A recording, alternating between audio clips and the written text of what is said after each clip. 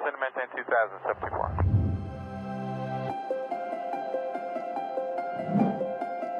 Who am I? Comet 504, descend and maintain 3000.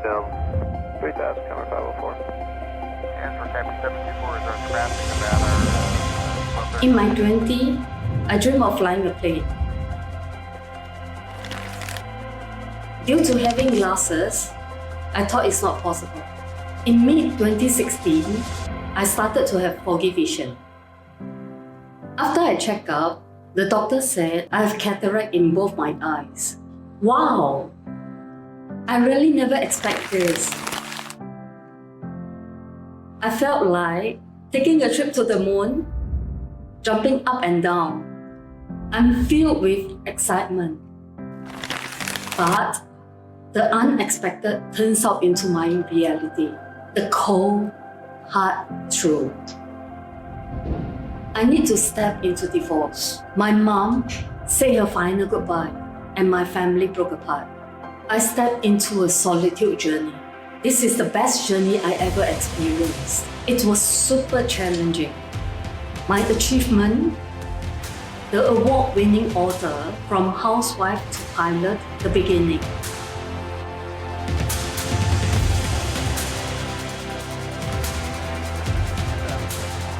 Comet 504, descend and maintain 3000. 3000, Comet 504. I'm Keiko. I'm here holding your hands, guiding you every steps to discover your potential, harness that energy, bring it to your reality, and make your dreams come true. Comet 504, ready speed of 170 for tower space. You get following Boeing 727, 1 o'clock, 6 miles right base, descending on 3500. Welcome to Tuesday with Keiko. Today, my guest speaker is Martie M. Smith. Born in Colombia, South America, Martie's life has been an adventure marked by 49 moves that exposed her to diverse cultures and experiences. She emerged from this transition with a profound understanding of the world's humanity and a unique perspective on life challenges. Martie is becoming a beacon of resilience and transformation. Her life journey equipped her with invaluable wisdoms gained through overcoming hardships and embracing the power of faith. Her story is a testament to the human spirit's ability to rise above adversities. She is a bilingual coach, personal trainer, and Air Force veteran who not only served this country but nurtured a deep passion for helping others unlock their potentials. Her journey, punctured by surgeries and traumas, has given her a wealth of lessons, which she now shares with unwavering determination. Martie resides in North Carolina alongside her husband of 42 years. She adopted a mission dedicated to inspiring others to live purpose-driven lives filled with flexibility and resilience. Plan, prepare, and expect to learn some valuable tips from the legacy she wants to leave behind. Welcome, Martie Smith. Hello, Keiko. Thank you for having me here on this. It's a pleasure always sharing my story, especially with you. We haven't made contact for a while, and I just am happy and honored to be here as part of this. You're welcome, and I'm glad that this time I'm able to invite you to my podcast to share your story. Thank you. Martie, how does it feel when you have to move places to places? Whew, that's something that I had a lot of practice with. Was it easy? No. Do I wish it upon anyone? No, because if you're insecure, you're born insecure. I was told when I was 7 years old, I was a mistake. My mom didn't obviously have a manual to raise a child, but I was the only girl. The rest of them were boys. So I was always like the mistake. She said, you were a mistake. You were not playing. And I'm like, what do I do now?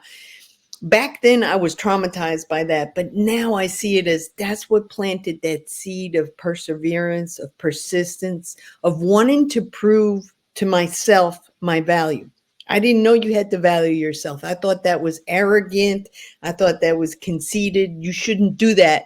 You should worry about the rest of the world and then you're to the side. But I didn't realize the toll that takes on our character, on our confidence, and on our ability to express ourselves so that we can share with the world.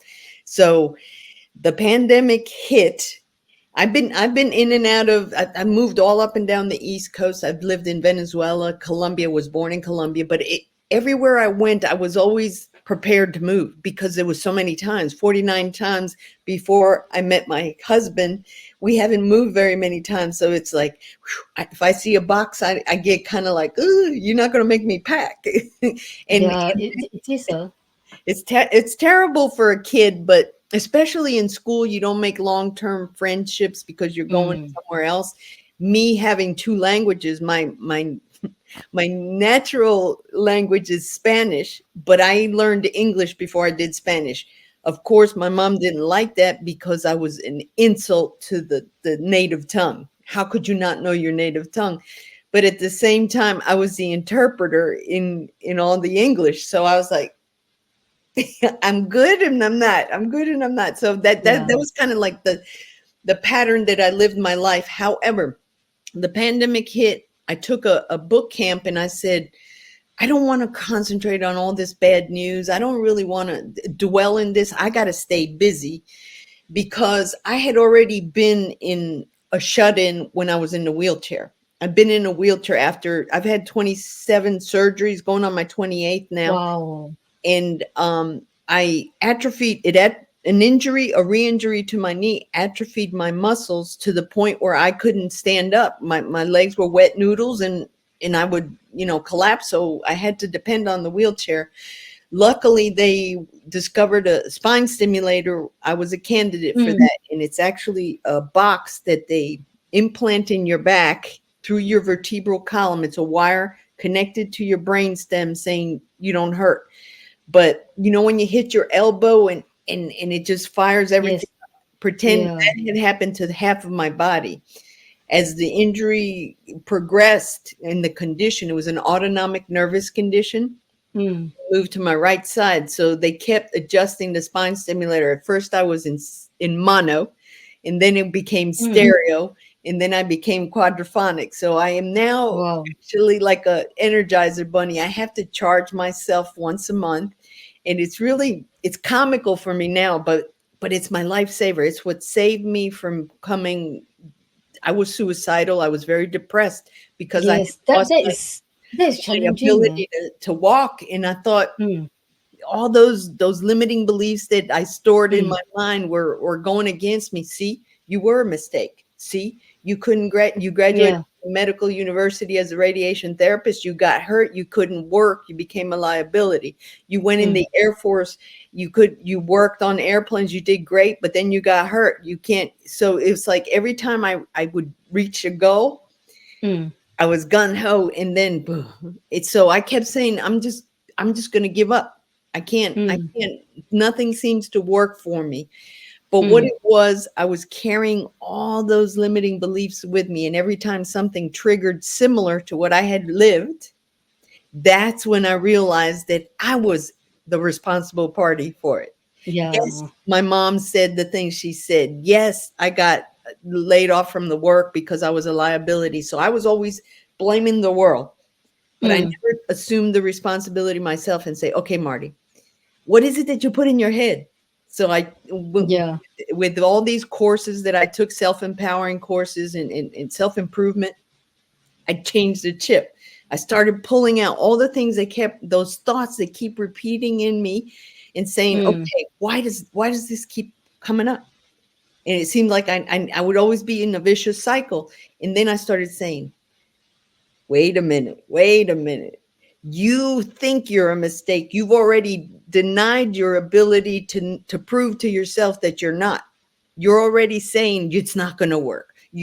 I'm not confident. Oh, it's not sufficient. I don't have money. I don't have the ability. I don't have the friends. I've never stayed put. I had every excuse why I yeah. wasn't doing the things I could. The Yeah. problem was I needed to count all my blessings that had gotten me to the point I was looking at. Yes, I moved a lot of times. Not everybody gets the opportunity to move all over the place. Not Yeah. everybody gets to learn two languages. Not everybody gets to be so adaptable, so flexible. So I started saying, well, these aren't bad. Like I went down the checklist, and it was actually literally listing the pros and cons of everything that I had remembered, kept repeating. And then I was like, this is so cool. I never saw this side. So I started smiling a lot more. I lost 70 Mm. pounds, 70 inches during the pandemic. That was my body changing. But I still was changing my mind with the chip and taking all these courses to believe in myself and to see the reasons why I had not achieved what I wanted to. Because I always was a goal setter. I Mm. set a goal and this is what I'm going to do, and I would do it. And it would jump me out of my comfort zone, but it was only a little comfort zone. It wasn't really the comfort zone that you need to, that where you just believe you're going to do it and you worry about landing when you do. So it's changing the way you look at things with a different perspective, and that's how Yeah. I ended up adapting to all those moves. But it's challenging. It takes Yes, it practice is. It is challenging. Yeah. and reflection, Yeah. a lot of introspection to figure that out. But I'm so happy it's Yeah. happened, and now I can't wipe the smile off my face, because that that I'm sharing is my legacy of hope for the world. Yes, I couldn't have children, but no, I'm leaving something good behind, because God has That's given right. me the ability to leave something that I tortured myself with, because I didn't see the goodness out of everything that was happening. It's life. Life is a roller coaster, up and down, left and right, but we got to roll with the punches. Yeah, so true. Every one of us, we have that kind of negative voice inside our head and Mhm. keep us stuck every time. I remember seeing your photo in Facebook before and after. Uh-huh. Also, now I understand why is it there's a huge difference. It's amazing, and I even my husband thinks he married a he married some, Marry another lady. but it's my demeanor, and I could see that I'm rejuvenated as well. Yes, It's yes. like I learned to heal, or I'm still healing her, the Mm, inner child. And it's yeah. that little girl wanted to get out and play. That little girl didn't want to be stressed out about moving Mm, and making friendship and everything else. So yeah. now I'm a kid in a candy store, because I'm doing what I love to do. I'm getting Yes. paid for doing it, but I'm also playing like a kid in the candy store. Okay, let me go see what this does for me. Let me go see what I can do over here. How can I add to these people? It's just the best adventure of all my adventures. At the same time, I don't regret anything that happened. Yes, it's sad that my parents didn't get to know me till the Mm, bitter end. I did come back, and out of the three children, I was the one, the black sheep, but I'm the one that came back to the house to rescue my parents before they passed away. So I am grateful yeah. to God that I had that healing process as well started. And the problem was my parents were very strict. They didn't know what I was about, because I couldn't express it. I Mm, wasn't allowed to express. I had to be sitting pretty and quiet and obedient. But I was like, yeah. I have a question, and I would ask a question. Why are you asking that? Where'd you get that from? And it was just the curiosity of a child, but they misinterpreted. So they didn't really give me a chance to express myself. And at the same Mm, time, I blocked them off like, no, they don't like me. They don't love me. They don't want me. So mm, it was a torture that I created in my mind. But once I started letting go and letting God and seeing things in a different light, I said, okay, yeah. there's a chance here. There's a chance. And I'm grateful that it happened like it did, because I wasn't expecting to ever come back home. So So true. it's pretty wild. The first question, how you're able to step into a breakthrough? Well, first, for a breakthrough, you have to define your goal, but that has to be like set. Like it could be a small goal, it could be a big goal, Yes. but a goal. Okay. And you can't change it as you're going Yeah. along. You have to, okay, this is what I want to do. and you have to believe that you could do it. You have to believe in yourself and you have to do it. But then you have to persist through the obstacles that are going to show up. And those obstacles are the limiting beliefs. Those obstacles are the challenges that you worked on before, and try to find the lessons from when you did it before, how these can help you apply in that thing. And then you kind of get a feedback of what you're doing, look back and say, okay, this is, and your body is the best alarm system for telling you you're making the right decision. Because my gut is like, oh, I don't know. And you start getting those little, I don't know, I'm not sure. Then I'm already Then, doubting. I'm yeah, already doubting. And if I'm that is doubting, not for you. no, right. So Mm, now I know to listen to my body. Before it was like, oh, I got a headache, but look at this, and yeah, let me try it. And it was all haphazard. yeah. It was not planned. It was not purposeful, and it was for nothing, because nothing would ever work out. So now I seek that feedback and say, okay, yeah, this is, and I see where it's going smoothly, and I celebrate the baby steps along the way. I got out of my comfort zone. That's huge. That's huge for me. So Yeah, right that there, is huge. That is that huge. right there, I celebrate that. Just I'm daring. Mm, Okay, so now I'm building that ability to resist that. I can't do it. And then I seek the input from others, and they're like, yeah, you're doing great. And then you take the risk. You do it. And once mm, you do it, you see all those little baby steps led you to that goal, and it gets easier. But it takes practice, it takes patience, it takes persistence, persevering, all the P's. yes, And yes. no, I agree. no excuses, but you must be committed. First of all, you have to be committed to wanting to transform the whole process as you're doing it. So Yeah. that's a little bit of what I discuss in the book, and how I realized that I was doing everything upside down when I wanted to do something. Yes, I would get it done, but it wouldn't last, because it was a vicious cycle of repetition that I wasn't catching on. Yeah. And yes, I feel you. Because right now I have to step into business. We Challenge. really have to have the plan. We Hmm. really have to have determination, and we really have to have a goal.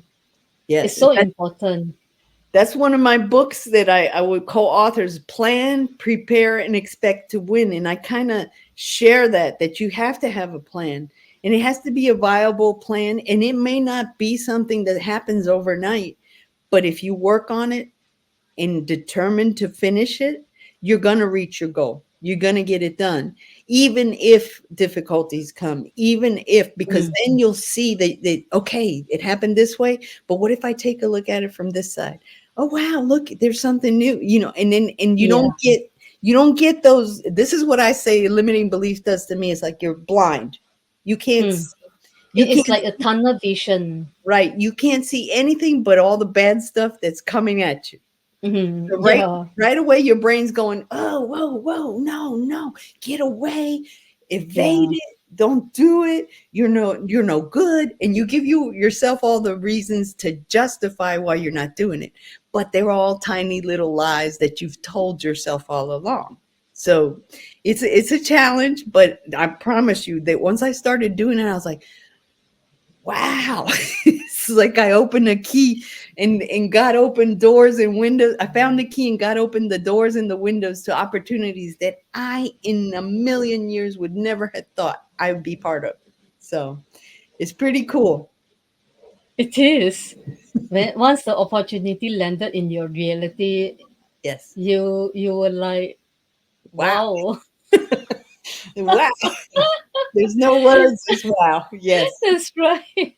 And for the second question, how you gain clarity of what you love doing? Okay. This is where that tunnel has to be Yes, cleaned out, that emotional that's garage. right. And this is Yes, that's right. from when I heard I was a mistake, from when I heard, oh, you don't know the language. Oh, because I was very challenged with my Spanish. Since I had already practiced a lot in English, I'm very well versed in English compared to Spanish. In Colombia, if you said something, it was a curse. But if you said it in Venezuela, it was a fruit. And I'm like, English is safer. You can't confuse it. You just tell one word. Okay, that's it. So I was for 8 years, I tell you, for 8 years, I did not speak Spanish because all I felt like I was doing was making mistakes, and I was a perfectionist. So I didn't want to make mistakes. So I said, I'm done. Spanish is no good to me. But guilty, realizing that I was gifted by God 2 languages. You cannot, and I even asked myself, okay, so you get to the end of your story and you hear God's asking you, what did you do with the language I gave you? Nothing. I don't want to waste whatever God gave me. So now, because I challenged that limiting belief, I got more clarity. I wrote my book in English, and then I was like, okay, now I'm out of my comfort zone. I'm going, all right, God's going to ask me about the language. Marty, you got a whole book in Spanish. Why aren't you putting it in Spanish? You want global mission? You want to get out there? You better start writing in Spanish. So luckily, because of all the opportunities that presented, I found someone that was willing to sit with me because I was very apprehensive. The way that I had written my book, I loved the expressions I used in English, but those don't apply always in Spanish or any other language for that matter. So I was like, it's going to sound weird. And I was trying to go back to the old habits. No, you can't. But this girl sat with me in every chapter we went through. I said, and she was bilingual and she knew exactly what I was trying to deliver. So I am so grateful she showed up. Yes. I wrote my second solo was in Spanish. Resilience nourishes the soul. But in that process, I'm learning so many more things. I've become a network in Spain, a networker, and that is like, wow, these people really understand me. And I make them laugh when I say something weird. And I was like, I never saw that aspect of the language. I always thought, ooh, you're not saying it right. You don't have no business in that. Yeah. So it's those limiting beliefs. You start cleaning them out that way, and you start looking to different perspectives. You get more vision. You start dreaming. You start seeing, maybe I could do that. I'm going to try. I'm going to deliver. I'm going to be persistent, persevere, and see what it is that keeps me from doing it. And you get that vision a whole lot clearer. That's clarity. That's really, that is really true. And the third question is, what is the takeaway for our viewers? The takeaway is never give up. Always be prepared. Plan your goals, dream your mission, your vision, and believe in yourself. Have faith. Have faith that you are unique. You have time, you have talents, and you have treasure that God wants you to share with the world. It's up to you to define what it is that makes you different, what it is that makes you special. If you can't figure it out, find me. I will get you started on looking on all the pros and cons of why it is that you don't believe in yourself. But in any case, it is a matter of just being inspired. But once you're inspired in all this that has happened to me, I never thought I'd inspire anyone. So you'll be surprised at all the things that you're capable of doing above and beyond what you've dreamed. But also you will see that goodness of sharing something good for someone else and seeing them thrive with it and believe in themselves. You can't give me enough money to compare that feeling. You cannot, because that's when I knew that I was doing the right thing. I was serving with purpose, with passion, and with determination to get it done. Wow, that is really amazing. That is really powerful. Thank you. And where can people find you? I'm all over every social media. You can find me on my website, martiemsmith.com, and the books are available on Amazon. But if you follow me, I give a lot of hints. I give a lot of tips. And we are also, and now I'm on a new adventure with someone that I met through all this networking globally, and we're trying to get the people that are especially leaving high school and are not sure where their purpose is, what they want to study, what they want to do, what they want to earn a living with. So we're trying to get them to find what they're good at, determining their goals, and helping them do startups. At the same time, we're getting investors to, work with these people that have good ideas that are maybe stuck because of the financial reasons, yet at the same time have a wonderful idea and polish their whole plan to make it effective where they can share it with the world. And once they do this, they're going to want to be mentors for someone else because they will have learned what it took me forever to learn. It took me 60 years to realize that I had the goods in me. I had the ability in me to do everything. So just tune in social media, martiemsmith.com, and the rest of the links I'll leave underneath. But it's definitely worth taking a look at, and it's something I want to share with the world as a legacy. That's awesome. I hope our audience are able to get some gold nuggets out of this session. Thank you for joining Tuesday with Keiko. Tune in next Tuesday to see what we bring.